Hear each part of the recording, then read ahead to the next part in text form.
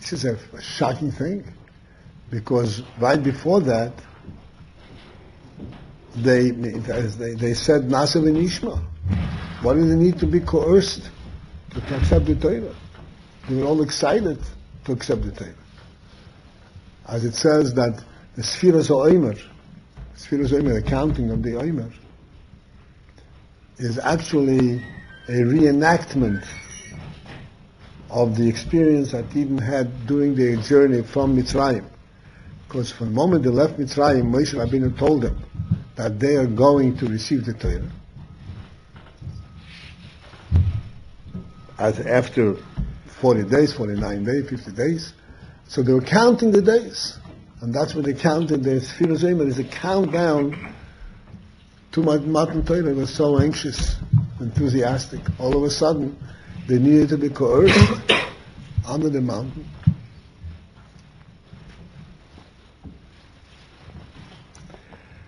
So there is a very profound explanation on that.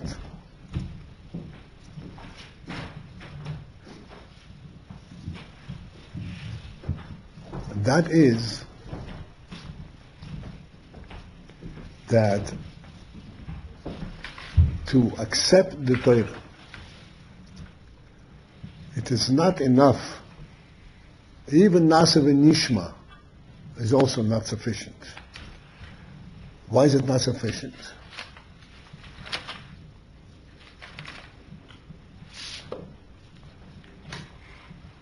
Because Torah is to relate the Jewish people with Hashem in a manner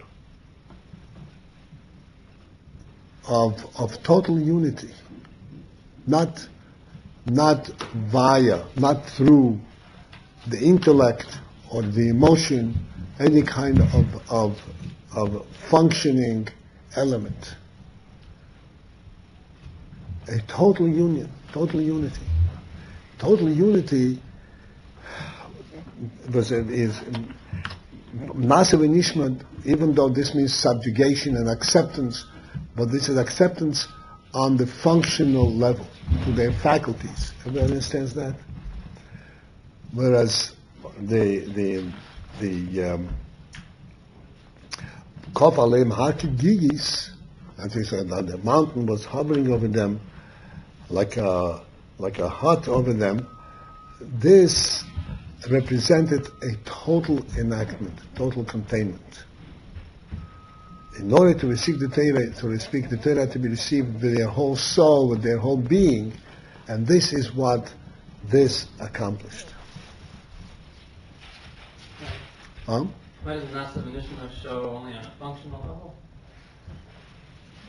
Because Like here, it's like action. No, sorry.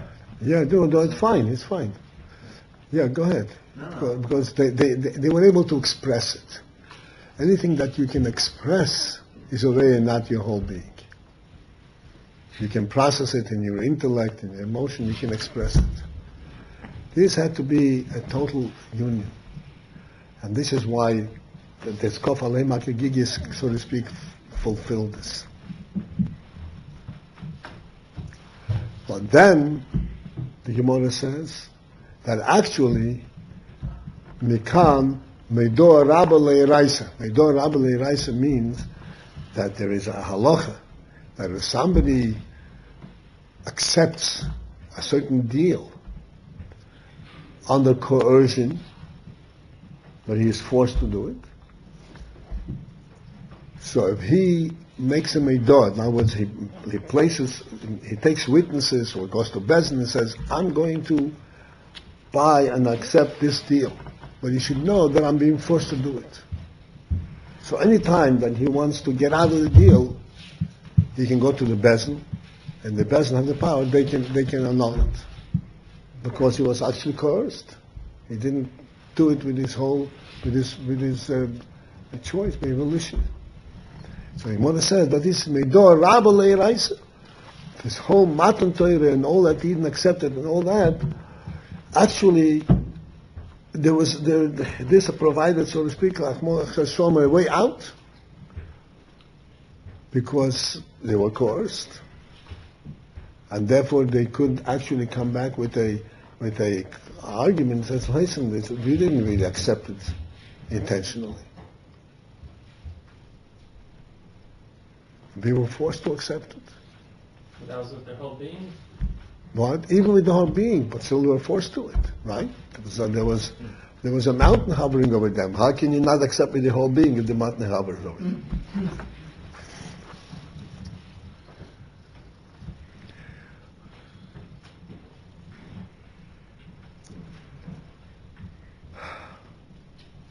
You learned the Maisa with the Egel, and you learned in Rashi. You actually learned in Rashi yesterday, right? That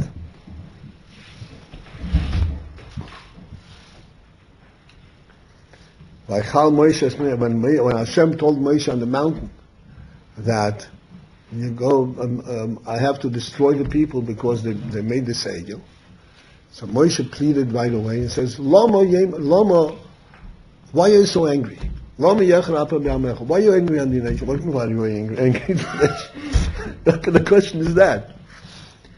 So Rashi says over there that when you said Elohecha Hashem Elokecha, you said it in singular form. You were talking to me.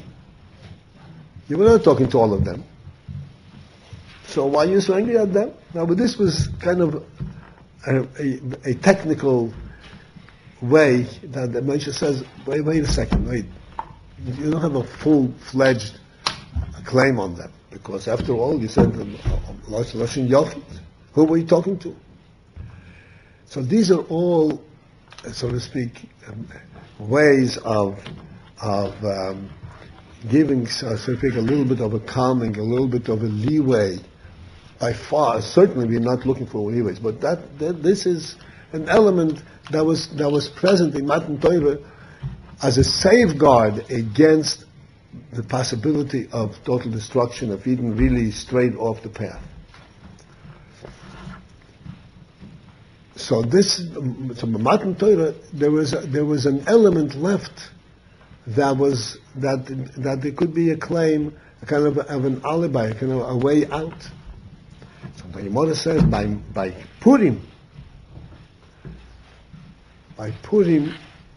when Eden withstood the Nisoyin of Purim, where for close to a whole year, they lived under the threat of annihilation. The entire nation. And they actually had every opportunity. If any individual wanted to walk over, so to speak, to Haman's side, he would be saved.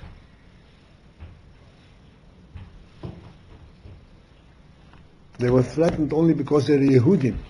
Yehudi means they're koifim b'avodah zarah, they deny avodah zarah, and they believe in the Torah. If any one of them would say, I've got enough of these guys, I'm going over to Haman's side, he would not be threatened. None. Not only did they not do it, none even had a consideration of it. The whole possibility just didn't occur to them. This is what the Gemara says, Kimu v'kiblu. Kiblu means they accepted the Torah. But at a time when they accepted the Torah, as we said, there was this alibi, and then Kimu, they re-established it. Now they established it, and there's no longer this protective element. Now they accepted it with their full volition, with their entire being, their entire life. They stood there this whole year, and they accepted the Torah in full. Now there is no longer a way out of saying, "Oh, this was cursed." Purim eliminated that exceptions, that leeway. In other words, on Purim, there occurred a very profound effect and even a deeper correlationship and union between the Hashem and the Yid. Where the Torah and Hashem became totally imbued, so to speak, in the Jewish psyche, in the Jewish person. But now there was no way to separate between them. It's one entity. There's an interesting halacha.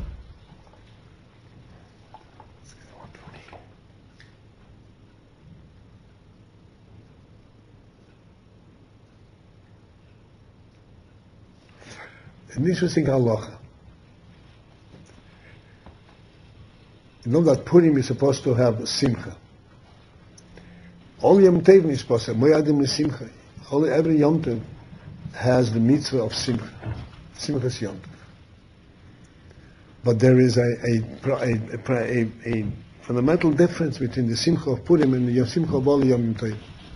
On all Yom Tovim, it says that even on Sukkot and Simchas Torah, which is Zman Simchoseinu, still the Bezdin used to send out messengers, people who should watch over that the Simcha should not go overboard, should not be beyond any limit, shouldn't really get drunk, shouldn't get into a situation that is not appropriate. There were some safeguards, and there's limits on the Simcha of Yom Tov. Purim, there is absolutely no holds barred. There's no limit. There was no protection, no control methods at all. On the contrary, the Gemara says, Purim, it's obligatory lifsumi. Lifsumi means, like the Rambam says, simply to drink to the point where one is drunk. The shikrus. What type of thing is this? To get drunk is not a Jewish thing.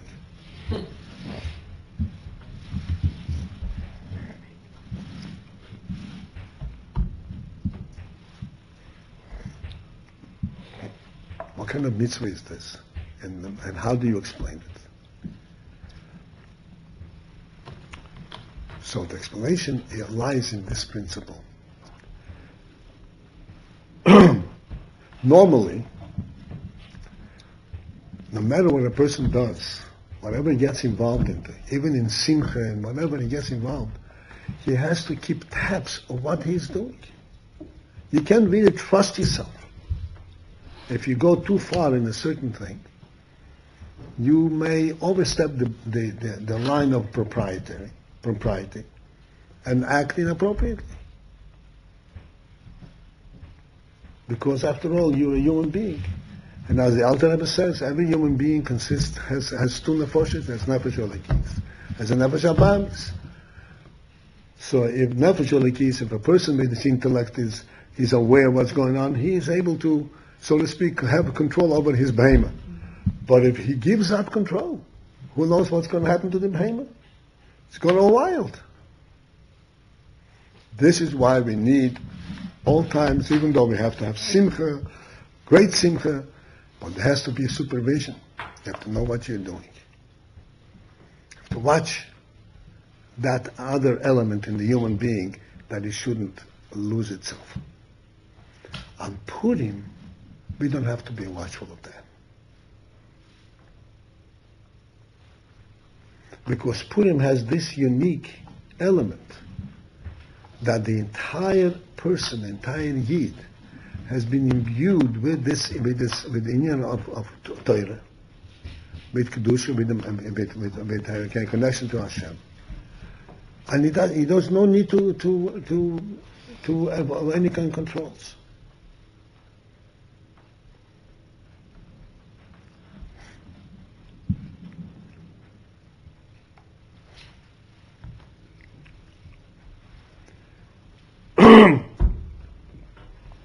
Just a quick little story. may have heard it, maybe learned it in the Sichos. The Gemara tells the story of Rabbi and Reb Zeira, two Amiroi. You learned it? Rabbi and Reb Zeira, they celebrated Purim together. And they ifsu, and they really said l'chaim. They must have had very good wine. And they really were very much into the wine. And Rabbi got up and shachted Reb Zeira. Come Rabbi shachted Reb Zeira. He shachted Reb Zeira. Third time. What? Like 4 times each time. That's right. Anyway, so then he brought him back, whatever it is. Next year, so you think this is a crazy thing, right? Next year, Rabbi comes up and says, "Let's do it again." Let's do it again. So there's a whole sikha from Rebbe. What is this shchita or shachta Reb Zeira? But despite the sikha, the simple words in the Gemara is that shachta Reb Zeira, he shechted him. To the extent that when Rabbi came to him next year and he said, let's do it again, Reb Zeira says, I'm scared now. Last year it was a mess, but I don't know how it's going to happen this year again. I can't trust in this. In any case, what do we see from this?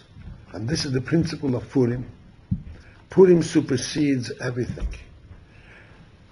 To the extent where it says that Purim, Yom Kippur, Yom Kippur is the holiest day in the Jewish calendar, in Jewish year, in Jewish life. So there's a saying that Yom Kippur is Kippurim. Kippurim means like Purim. Yom Kippur is like Purim. Purim is the real thing. And Yom Kippur is a close second, is a close imitation, like Purim. Yom Kippur, the Kohen Gadol goes in Kiddush HaKodoshim and so forth. So it's almost like Purim. Purim is where Eden and the Rebbeinu are perfectly one, and there's absolutely no possibility of any straying off.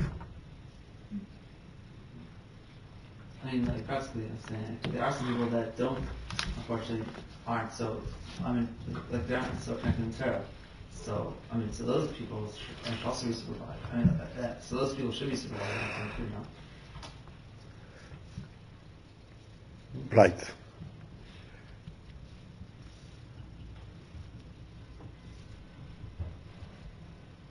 This is. It's a point well taken. We have to understand an overall principle.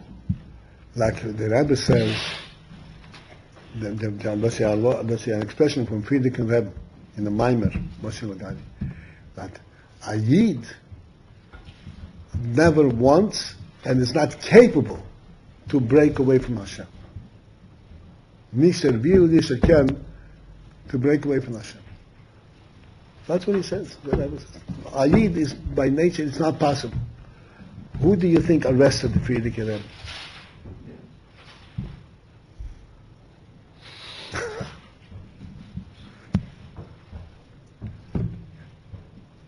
What that means is that they were unaware of who they really are. And in being involved, so to speak, in the world, it is absolutely possible. Even to the extent. Forget about. I mean, being a Yid is also a totally profound and a thorough reality. But people can act subhumanly. People cannot forget that they're human beings. Are they not human beings? Of course they're human beings. But they're not in touch with their human equality.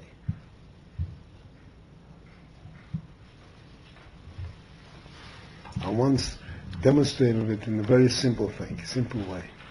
If you see a person lying in the gutter, drunk, lying in the gutter, or better still, this is a common thing today. There are these people, there are homeless people, people say, go down to Manhattan, you find homeless people. They live with their packages, with their, from big shopping bags, all their possessions are in these shopping bags, all attached with strings or whatever it is. And they have these huge cardboards. And these cardboards, they cover themselves, they sleep. These are their huts. This is their living quarters. It's a tragic thing. It's unbelievable to watch.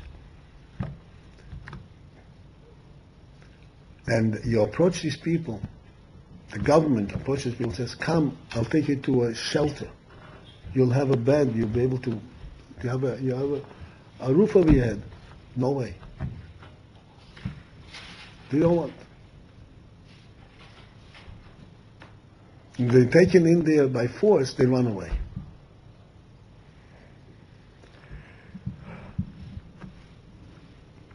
Something happened in this person that he's not in touch with his true self. But nobody's going to say that this is his true self like an animal. It's not. He's still a human being. Except to reach the human spark in this person will take a lot of effort and even after the effort, who knows how you can get to it. But it's there. There's no question that the human spark is there.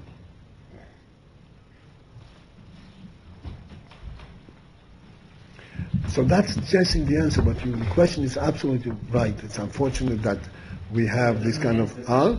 Fine, so these people are not human. Right, sorry, so they don't act human, so they don't see their humans calling themselves. So what are you supposed to do with them? So you should let them get drunk? Whatever? No, of course not. Of course not. Saying, but that possibility, I'm saying that possibility is there. Purim provides that possibility. Like Rabbi and Zayda, they actually celebrate Purim to the fullest. Okay, possibility is there. Not everyone is on that level, not because he is himself not that, doesn't have that trait, but because of the gullus, because of the influences under which he's living, he's not fully aware of it. He's not acting himself. This is the special quality of a human being, that he can act contrary to his own reality.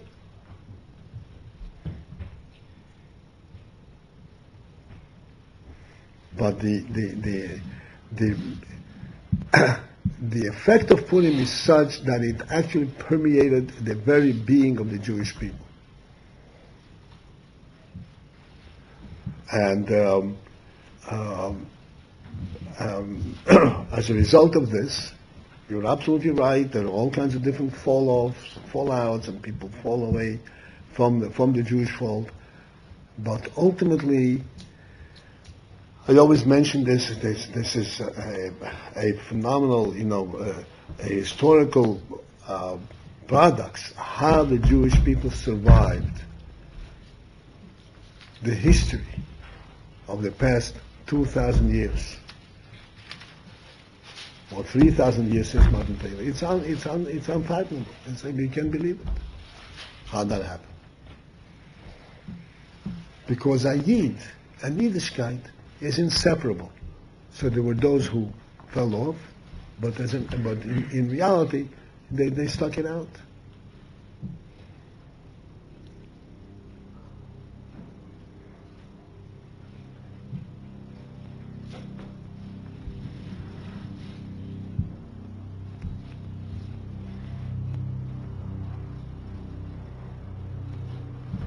Especially in our days, that we have, a living testimony to the fact that the Jewish spark cannot be lost. That we have, total revival, all over the world. Even who were completely lost to the Jewish people, lived among Goyim. You know the various stories. I don't want to that and they wouldn't give it up.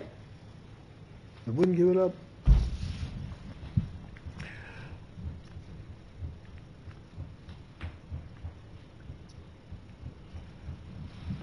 Okay, so this is basically that we can call from the various sikhs from Rebbe that explains the Yom from Purim in various ways,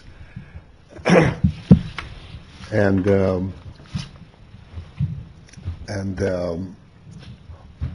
ultimately, as we always say,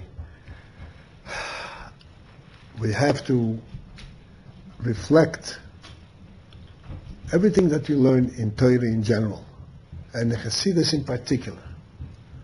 One must find some point where it reflects him, how it speaks to him, how it actually touches him, how he can find this principle within himself.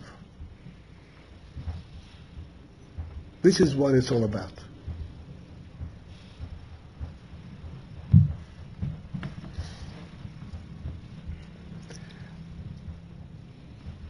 In particular, this is important to be recognized by what we call, quote unquote, a Baal Tshuva.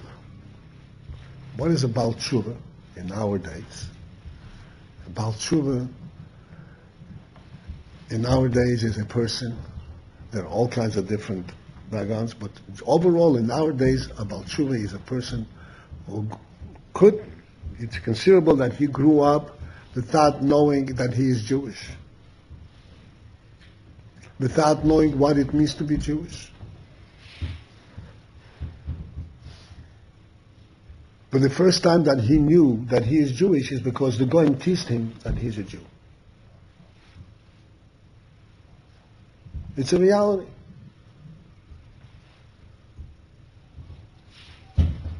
And then he becomes curious.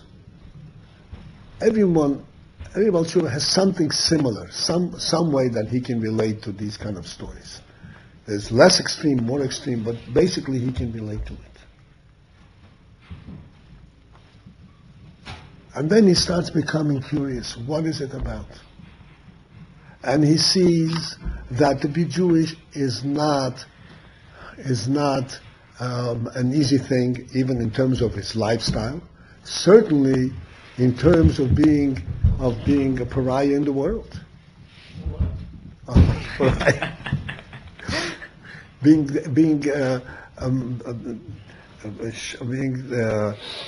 looked down, thrown away, being attacked in the world, okay? Being separated in the world.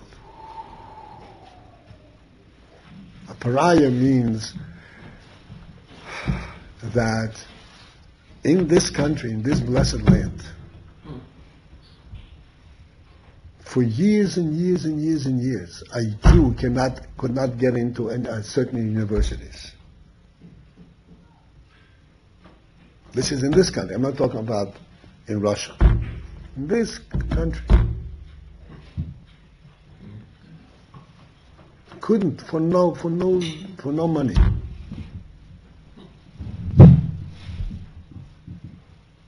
Couldn't get certain jobs.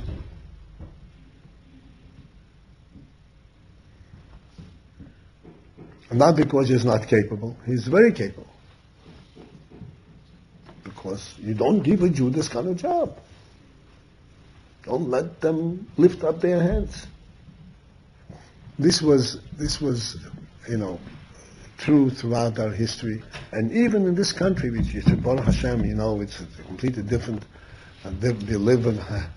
We think we live in total, acceptance, and it's by far not the case.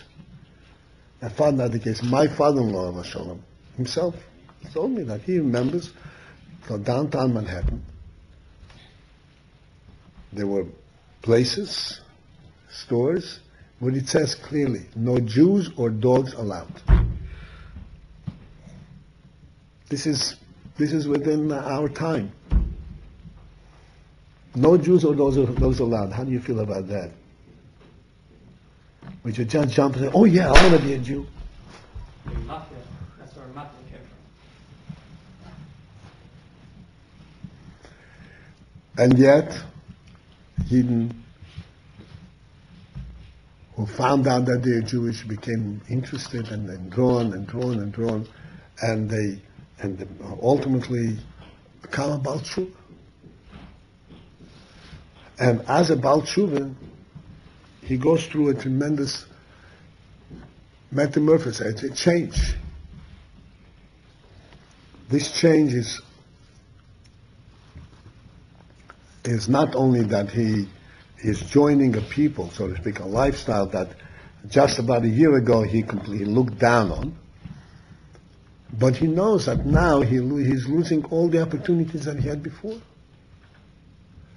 In addition to that, he's a total novice, he's ignorant. He doesn't even know how you do it. You come to a shul, up until that moment he was at home in the world.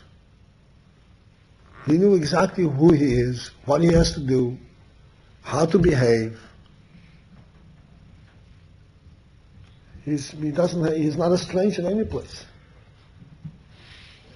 Now, all of a sudden, he is a stranger in his own home. He comes to shul. He doesn't begin to know what's going on.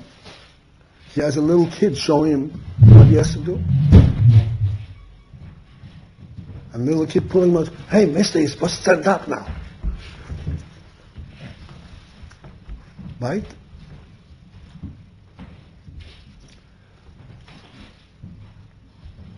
So, there is that sense that like a person is like a stranger in his own home. He's in his own home, he's in yeshiva, he's in shul, he's amongst Jews, and he's a stranger in his home. He's a stranger in the world. Wherever he goes, he's a stranger. Goes to the outside world, he's a stranger, he's a Jew. He goes into the Jewish world, he's a stranger because he doesn't know how to behave. He doesn't know what it means. At least he's not fully into it. He doesn't know what it means to grow up like a Jew. He knows how to do certain things, but to grow up like a Jew from infancy and go through the entire process, he has no idea what it is. Like I mentioned to you, one time we were learning in a group of Yolite, I was learning, we were discussing what the Alter Rebbe says in Tanya. In the Hagdoma in Chinuch Kotten, Hagdoma to Shar Yichud Amunah, the Alter Rebbe says that Sheva Yipil Tzaddik will come, that a Tzaddik, you learn this, right? The Tzaddik falls 7 times and he still rises up again. And the Alter Rebbe explains the whole thing because every person has to be in constant rise and constant move from one madrega to the other. And between madregas, there is inevitably going to be a fall. There has to be a fall. You can't go to the next madrega without falling off from the previous madrega. So what happens during this moment of fall? What sustains him in this fall? The answer is, what sustains him in this fall? It is the chinuch that he received when he was a child. The chinuch he received as a child. In other words, what we say is simply, the mommy sang all the Torah Tzivah Lo Moshe, Moedanu Fanecha, and all the Amunah that was imbued in his blood. This is what sustains him as an adult and as a tzaddik. So some people at that time asked me, I'm sure many of you will ask the same question, says, wait a second, when I grew up, my mommy didn't sing Moedanu to me, or Torah Tzivah Lo Moshe. My mommy sang to me the song of the 3 little pigs. How is that going to sustain me?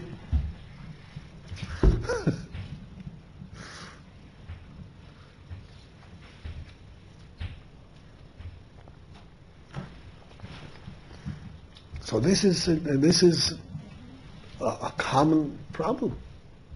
We don't have, so to speak, the fundamental basis that we can say I can relate fully and I'm fully at home. This is what the story of Purim is arousing in us and imbuing in us. And it says that Yidden sustained the Gzeira of Homer for a year. And as a result of that, the Torah and mitzvahs and Hashem was imbued in their very being. In other words, it is no longer dependent on their intellect, or on their emotion, or on their subjugation and acceptance. It is in their very essence what they are, in their mitzias. And therefore, every Yid automatically is part of the Jewish people, not 99%, but 100%. He doesn't have to prove it to anyone.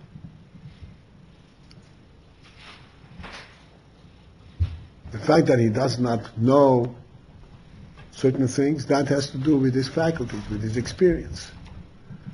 But it's essential to understand that the entire Torah and all aspects of Yiddishkeit belong to every Yid, no matter what his background is.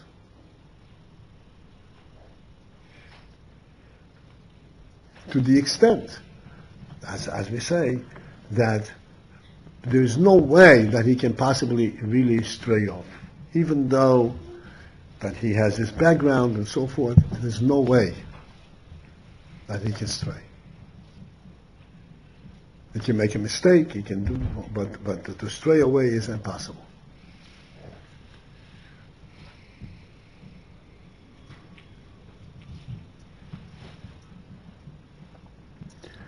That is the cause for this overwhelming joy and simcha on Purim.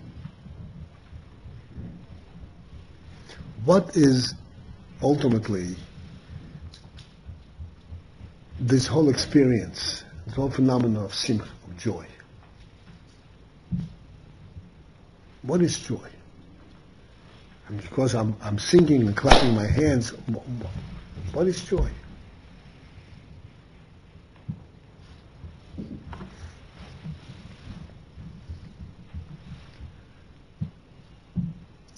There's a posik that says, "Oiz v'chedva bimkoimoy." We say it in davening every day. Oiz v'chedva bimkoimoy.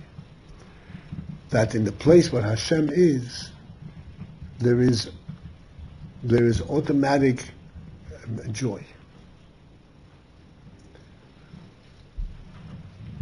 Now,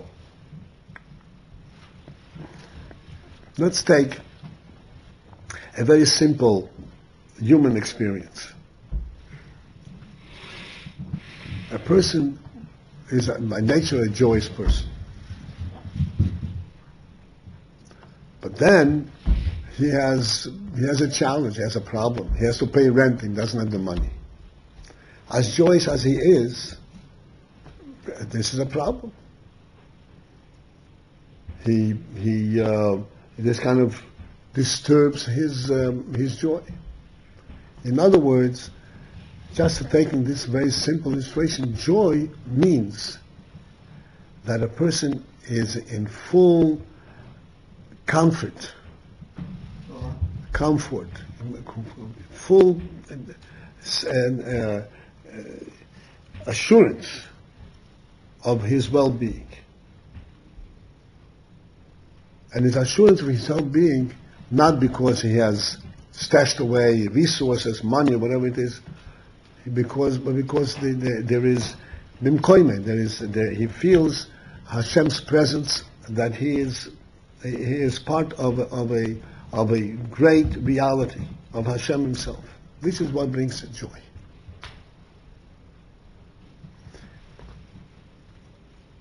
The three Yom Tovim of Pesach, Shavuos, and Sukkot all have a mitzvah of having joy. Why? What are the three Yom Tovim? Because each one of them represent a special godly presence in our lives. Pesach represents that the Eibusher took us out of Mitzrayim. Shavuos represents that Hashem gave us the Torah. Sukkot represents that Hashem has provided, because Sukkot comes right after the harvest. Hashem blessed the harvest. In other words, it's not the fact that we have food. It is the godly presence in our lives that gives us joy. So normally, the godly presence in our lives is expressed in various ways. Hashem took us out of Mitzrayim, Hashem gave us the Torah, Hashem provided for our needs. Purim is a completely different type of revelation. And therefore this joy is not one that can be expressed in a specific, do this or that. It's joy that completely takes over the whole person.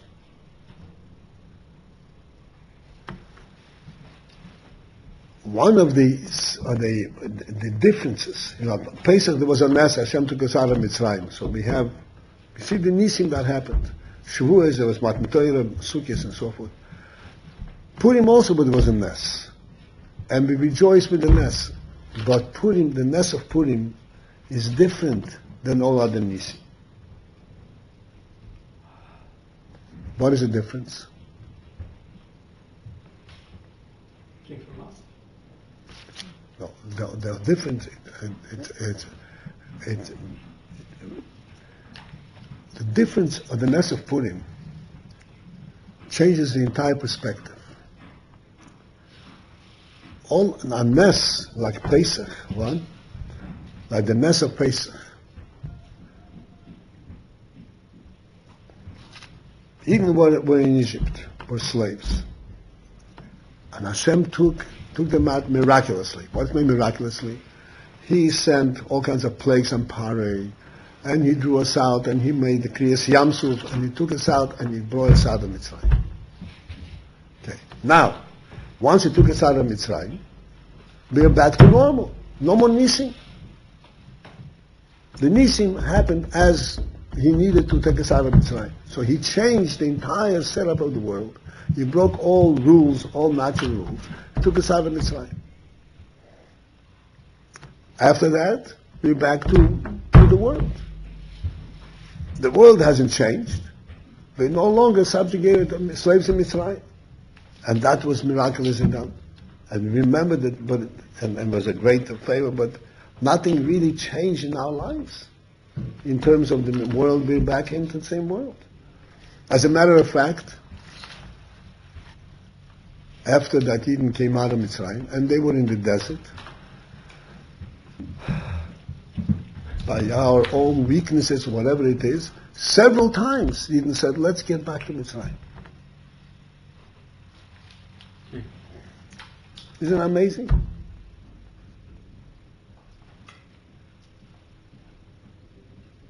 Let's go back to Mitzrayim. Because, so to speak, their person and their world has not in itself changed. Yes, they were taken out miraculously, but the miracle happened when the miracle happened. They themselves remained what they are.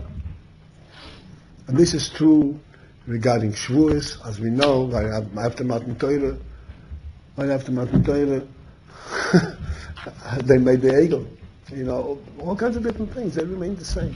Nothing changed.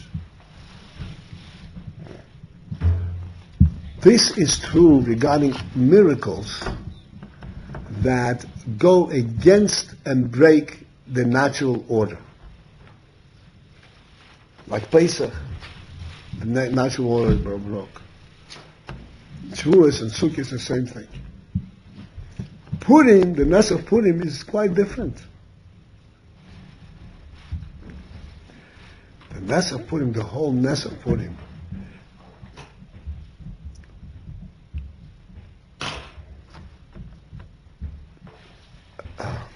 actually, let's compare Purim to Hanukkah. Hanukkah is also happened in later years in Golas and so forth. Hanukkah also was a tremendous mess. And what was the mess of Hanukkah? That Eden was saved because Giborim B'Yad Chaloshim, the powerful were rendered into the hands of the weak. The many were rendered in the hands of the few. Okay, so but there is a war, and the war, the Rebbe helped and blessed the success that the Jewish soldiers would be victorious over the Greeks. Purim, there was a completely different mess, because originally when Haman gave out his decree, they did not even have the opportunity to defend themselves.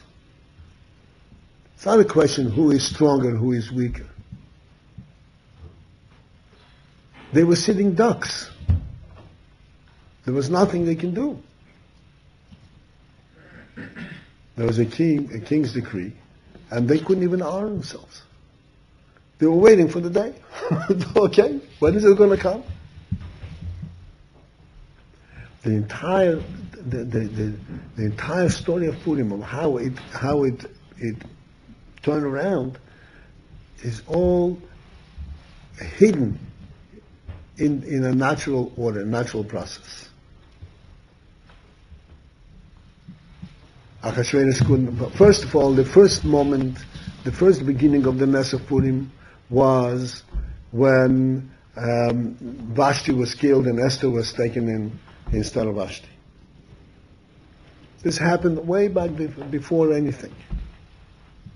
The second step was when Mordechai overheard Bigshon and Seresh plotting to kill Achashverosh. And on top of that, every step of the way is another notch in this whole thing. Mordechai saved Achashverosh's life, right? By telling Esther about Bigshon and Seresh. And they made an investigation. And they found that, yes, it's true. So they took Bigshon and Seresh and they hung him up. What about Mordechai, who saved Achashverosh's life? It's just wrote down in the history book. Nothing. Nothing. That's not normal. Okay? He was forgotten.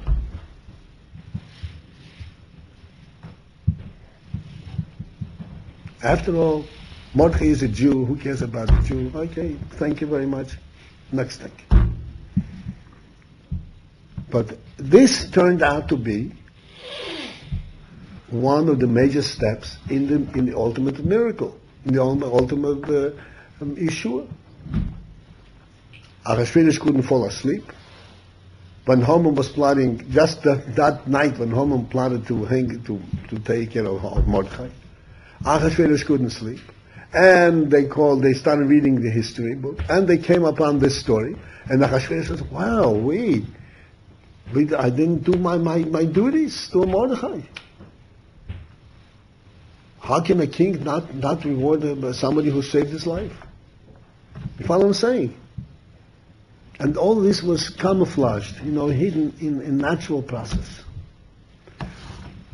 The entire story of Purim, that in the Megillas Esther, the Hashem's name is not mentioned once.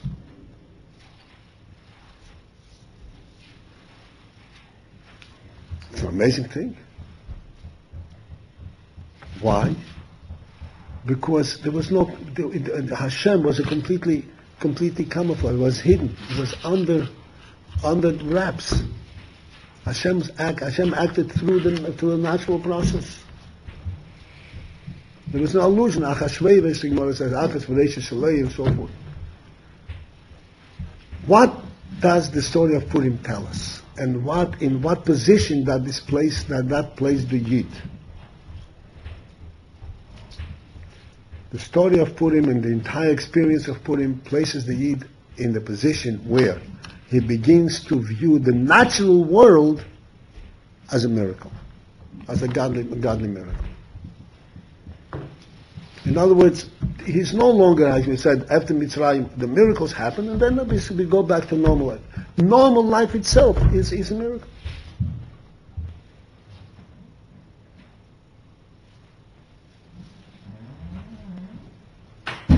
this is the profound effect of Purim. And this is why this joy has no bounds. Knows no bounds. The whole world rejoices. Because the world itself, the natural world itself, has been imbued with the godly, with the presence of the godly presence. We don't even need to refer to him by name. Everything is God's eloquence. If you study, the more you pay attention to the story as related in Megillas Esther, and in addition to the Medrash, right? Every little thing was hidden and a hidden miracle. It shows how nature itself is really follows God's will. It seems to be perfectly natural, and it follows perfectly in God's will.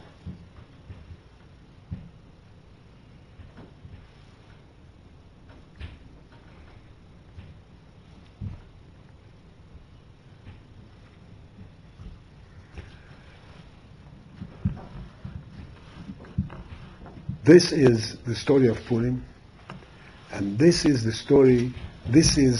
who we are as a result of Purim. We are Yidden who are Shomer Torah mitzvahs, and Torah mitzvahs in every respect. You would think that Torah mitzvahs and the world are two separate things. How do you fit into the world? Purim makes these two things fit very well, like a hand in a glove. The world and Torah mitzvahs in Yiddishkeit is one thing. We no longer have to apologize. Why do you put on tefillin? Doesn't make any sense. Doesn't have to. The Eibishter is in everything.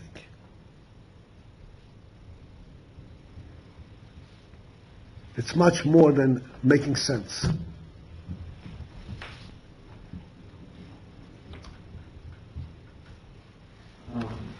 So after this whole miracle of Purim, so did the Eden get affected?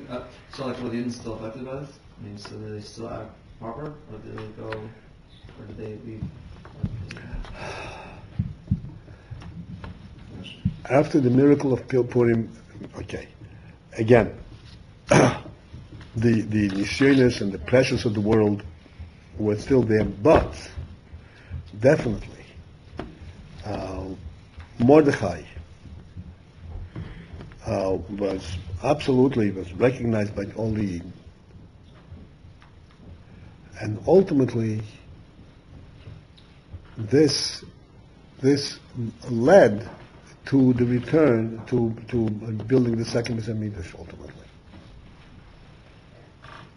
Because, as you know, that Esther was taken into Achashverosh's house,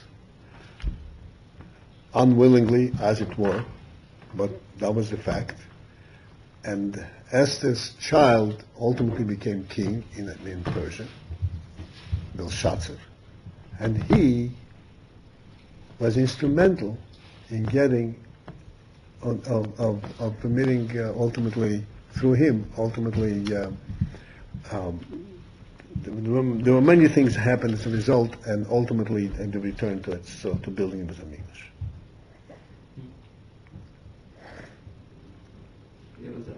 Huh?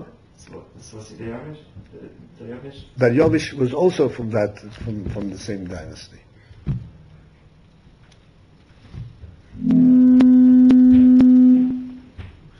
Esther had a child from Achashverosh? Yeah. Was he groom? Seriously.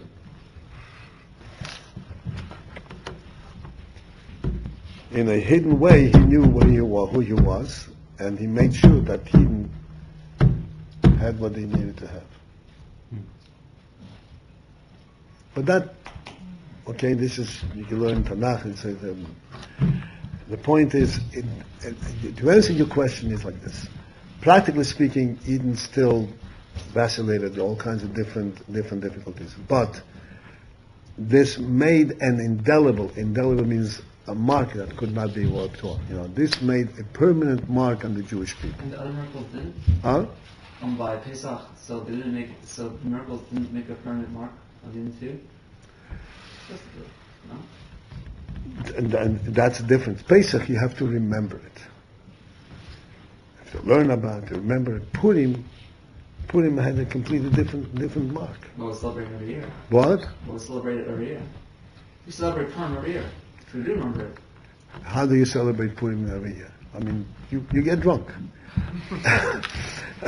I'm saying it's a completely different thing. And Purim is celebrated by saying, okay, this is it, you'll be a Jew. And so you need to go before you get drunk? No.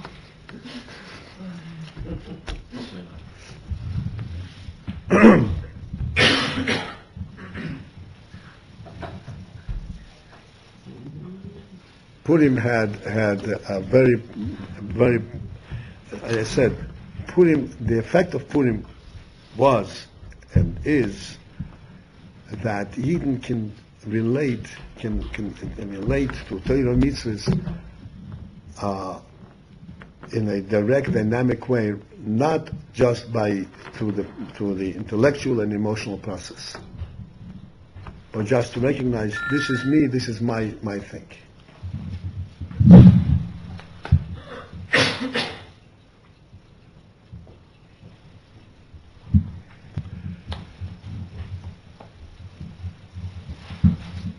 The question that's bothering you in the fact that, yes, it's still possible to fall off and all that, you're absolutely right. It's still possible. But what needs to be understood, that beside that it's possible, as I said before, that is when a Yid is not in touch with himself.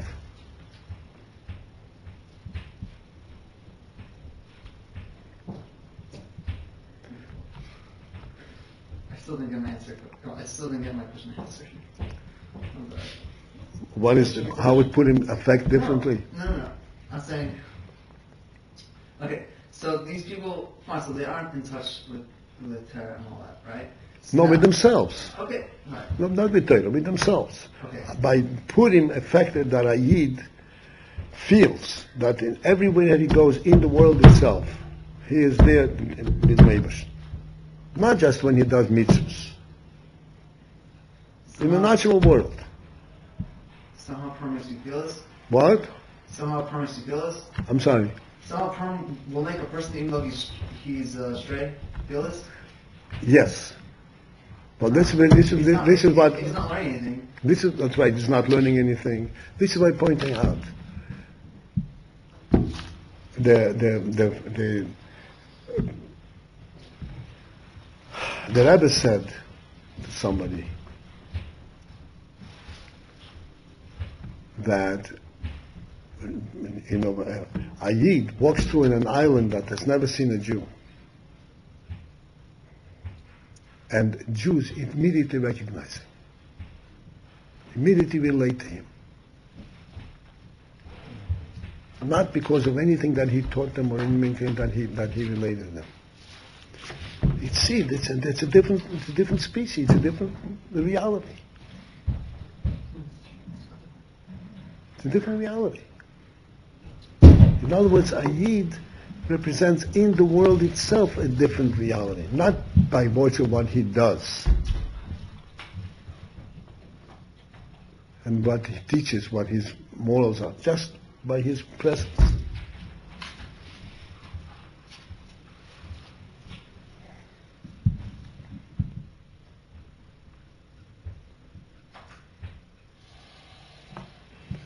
That has been effectuated by the experience, by the experience of Purim, because Purim is where Yiddishkeit and the world no longer were identified as two separate things, because the whole miracle of Purim was within the natural world.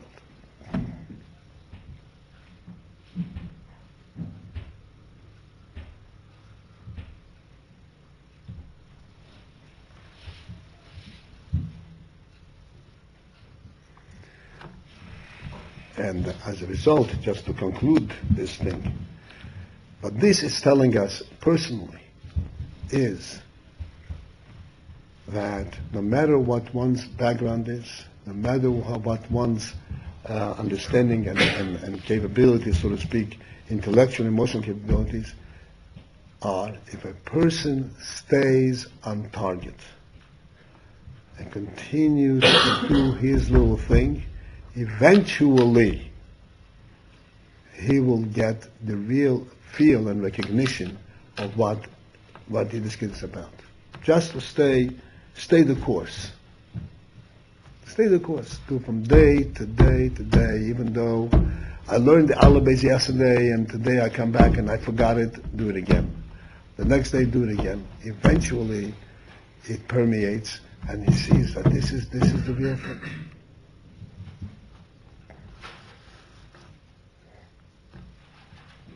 We don't need any more miracles. Just do your natural thing and things become clear and begin to make real sense.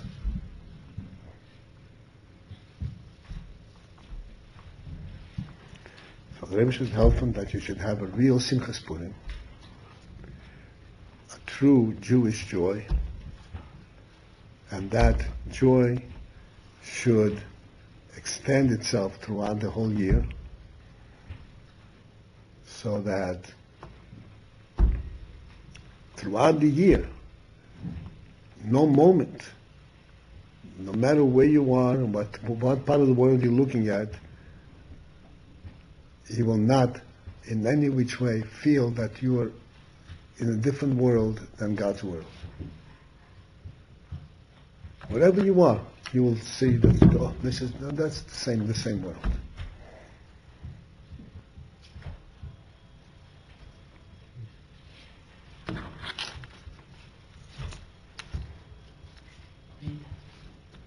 Thank you. Okay, that is it.